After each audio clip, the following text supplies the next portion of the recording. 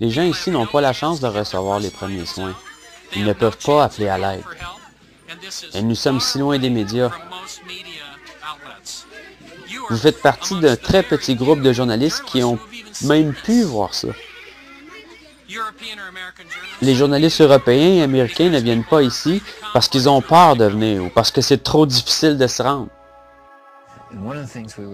Une des choses qui nous a été racontée par des psychologues palestiniens très respectés qui viennent juste de terminer une étude sur les enfants est le fait que plusieurs de ces enfants palestiniens n'avaient plus le goût de vivre, qu'ils étaient si déshumanisés, si émus de voir leur père se faire particulièrement battre par les forces armées israéliennes.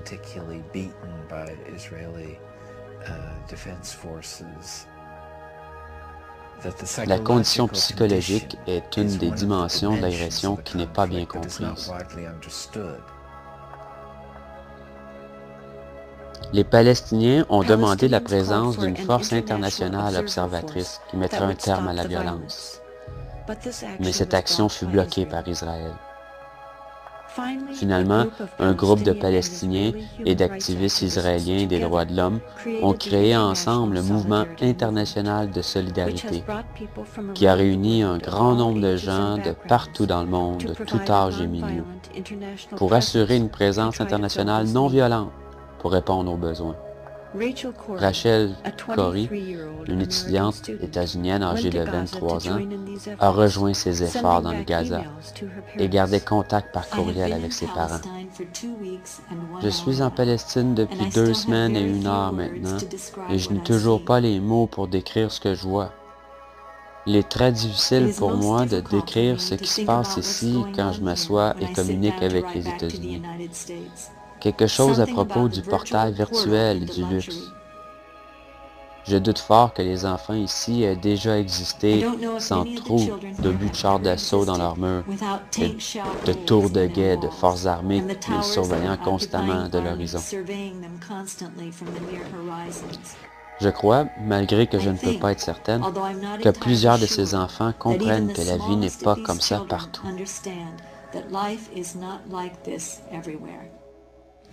Nous étions dimanche autour de midi quand j'ai reçu un appel et mon beau-fils, Kelly, était sur la ligne me demandant si Craig était disponible. Il y avait quelque chose dans sa façon de demander qui m'a fait réaliser que quelque chose n'allait pas. J'ai donc demandé « Pourquoi, Kelly ?» Il a hésité pour un instant, puis il m'a répondu qu'il avait reçu de très tristes nouvelles. Et là, je pouvais entendre mon autre fille, Sarah, dans l'arrière-plan. Elle a pris le téléphone et m'a dit « Maman, c'est à propos de Rachel. » Et là, je crois que les premiers mots qui sont sortis de ma bouche étaient « Est-elle morte? »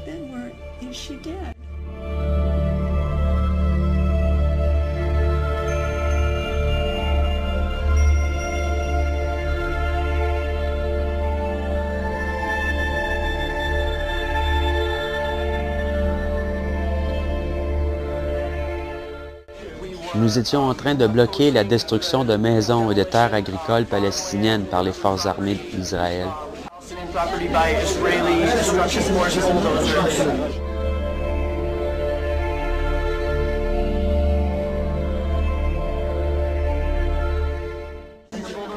Le bulldozer continuait d'avancer. Elle a essayé de reculer, mais elle ne pouvait plus reculer et elle est passée en dessous du bulldozer. Malgré le fait que plusieurs activistes internationaux criaient à l'opérateur qu'il y avait quelqu'un en dessous, il n'a pas arrêté.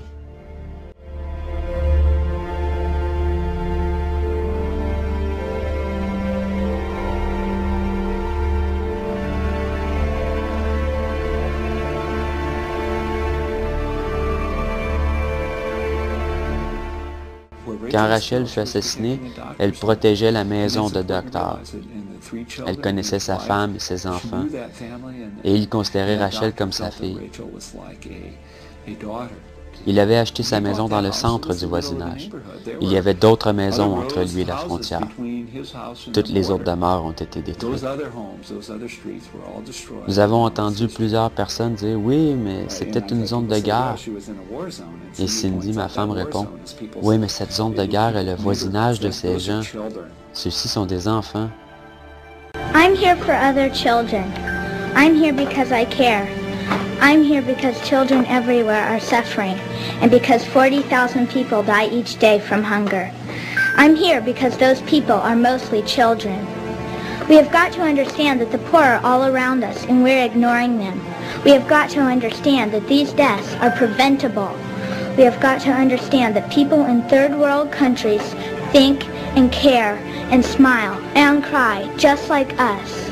We have got to understand that they are us, we are them.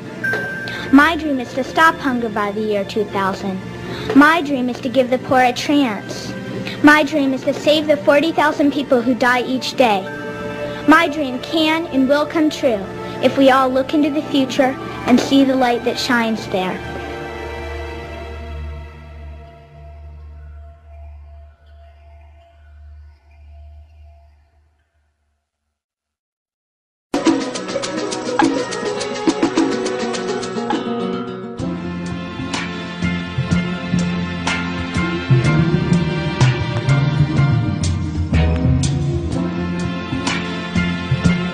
Bonjour Gideon Levy. Bonjour. Vous dites que 2009 a été l'année de la honte pour Israël. Pourquoi? Je pense qu'il y a un avant et un après Opération Plomb Durci. Ce qu'Israël a fait à Gaza, en utilisant des armes illégales, en usant et en abusant de son pouvoir militaire sur une société civile sans défense, et en commettant même des crimes de guerre. Le monde entier a vu tout cela et ne l'oubliera pas de sitôt, à mon avis. Et donc oui, j'ai encore plus honte d'être israélien aujourd'hui qu'il y a un an. Vous êtes très rare dans votre pays à dire de telles choses. Comment vous expliquez cette situation? Je suis une voix isolée parce que je pense que la société israélienne est totalement endoctrinée. Elle est très nationaliste, très favorable à l'armée. J'essaie de dire ma vérité. Mais le fait que j'ai la possibilité de dire ma vérité doit être mentionné. J'ai une totale liberté, je peux écrire ce que je veux dans les journaux, dire ce que je veux à la télé. Ça veut dire que les Israéliens, vos compatriotes, ne sont pas tout à fait conscients de la situation telle qu'elle est aujourd'hui? C'est une litote absolue. Ils n'en sont pas conscients du tout. Ils sont totalement aveuglés. Ils sont sûrs que l'armée israélienne est la plus morale du monde. Ils n'ont pas de problème de morale, ne se remettent pas en question. Ils sont très contents d'eux. Qu'est-ce que vous pensez de la stratégie de Barack Obama dans la région? Je crois qu'il a fait toutes les erreurs possibles. Il est tombé dans le piège tendu par Israël. Il a perdu un an sur la question stupide de savoir si les colonies allaient être gelées pendant 10 mois, 10 mois et 1 semaine, ou 10 mois et 3 semaines. Il est temps d'agir, pas de parler. Et si on ne force pas Israël à mettre fin à l'occupation, cela ne sert à rien. Ils vont à nouveau se rencontrer, négocier, il y aura un nouveau plan de paix. Et pendant ce temps, Israël continuera à construire des colonies. Et il a présenté un nouveau plan de paix justement au début de l'année. Et si vous regardez attentivement ce nouveau plan, vous verrez que c'est exactement le même que le précédent et que celui encore d'avant. Le premier plan remonte à 1968. Si vous comparez tous les plans de paix américains, ils se ressemblent tous, ils disent tous la même chose, et rien n'a été mis en place. Donc à quoi ça sert de perdre son temps à discuter quand il est urgent de faire quelque chose? Oui, mais comment on pousse Israël? C'est très facile, mais encore faut-il avoir la volonté de le faire. Israël n'est rien sans le soutien des États-Unis, sur les plans politiques, économiques et militaires. Les États-Unis devraient utiliser ce pouvoir pour forcer Israël à mettre fin à cette occupation, qui est illégale, inhumaine, et ne peut pas continuer pendant encore 40 ans. Israël a recommencé à faire des raids sur la bande de Gaza, a tué plusieurs Palestiniens. Est-ce que vous craignez une nouvelle guerre à Gaza très prochainement? Absolument. Nous sommes exactement dans la même situation qu'il y a un an. Ce qui montre bien que toute cette opération est un total désastre, un total échec. Donc ça n'a servi à rien? À absolument rien. Ils ont dit qu'ils allaient affaiblir le Hamas. Le Hamas est toujours aussi fort. Ils ont dit qu'ils allaient libérer Gilad Shalit. Gilad Shalit est toujours prisonnier. Ils ont dit que ce serait dissuasif. Cela n'a absolument pas été dissuasif. En ce moment, les relations diplomatiques entre Israël et la Turquie sont au plus mal. Qui est responsable de cette surenchère? C'est très clair. Israël agresse le premier qui ose le critiquer.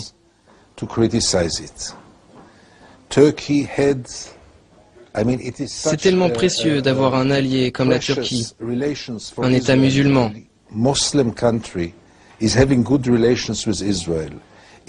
C'est très compliqué pour la Turquie de maintenir ses bonnes relations avec Israël dans le contexte du monde arabe. Et pourtant la Turquie y tient. Et voilà, Israël humilie les Turcs. Et pourquoi? Pour une série télévisée. Donc vous pouvez dire ce que vous voulez dans votre pays, mais les pays autour ne peuvent pas faire la même chose. Absolument.